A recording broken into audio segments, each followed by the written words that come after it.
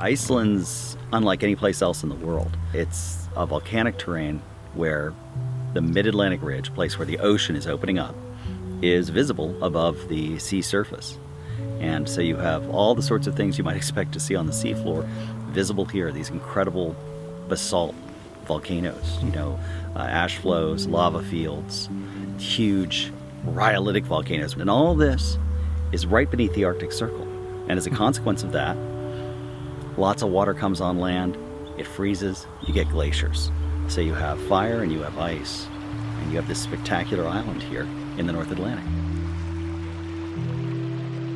They're incredibly fortunate, the Icelandic people, in that, not only do they have at present these enormous glaciers that can be used for hydropower, but they also have this tremendous heat source right below. I mean, this is really one of the most volcanically active places on the globe, and you have very shallow crust, so very high temperatures at very shallow depth.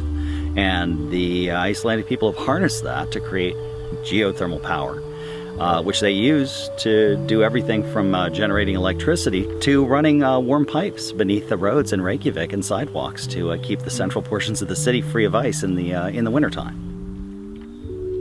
People in Iceland recognize that one of the things that makes this country so attractive is it has these magnificent wild landscapes.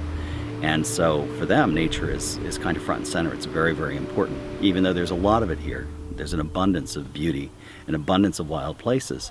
They recognize it's unlike most places on the planet. My name is Jacob Turnage. I'm a Nat Geo photography expedition student. The country itself is absolutely incredible. The place is so photogenic, it's amazing. Working with Ford is practically a dream. Having a National Geographic expert, being here now and talking with him, especially with his wealth of knowledge about Iceland, it's been incredible. On top of that, he's a super genuine guy, super kind, open-hearted, and he's been an incredible learning tool for not just me, but everybody in the group, I think. He's taught me more in this past week than I could have learned, I feel like, in a whole class over Iceland in, say, months.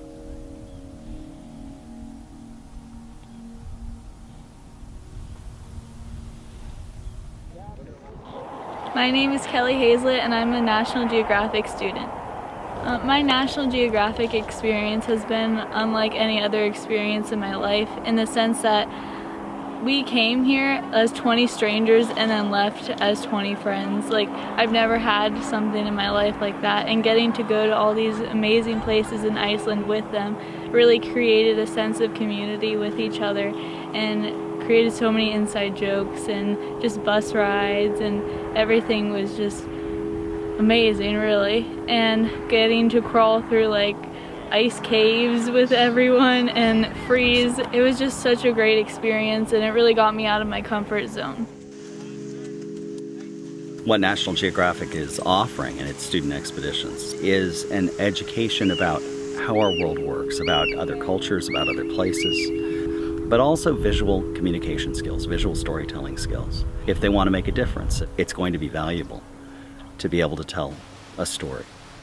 I feel so profoundly privileged to be able to be a part of this, to be able to enjoy this. Being able to do that with others, especially with young people, who are really just beginning to experience the kind of the breadth of this world, how extraordinary it is, how diverse it is, how beautiful it is. That's incredibly energizing. It's just a couple of weeks that we spend here together on these trips, but a community that these trips form, the bonds, the friendships, are so strong. For me, it's this is the highlight of the year. Every year is coming out with students on our student expeditions and sharing the world with them.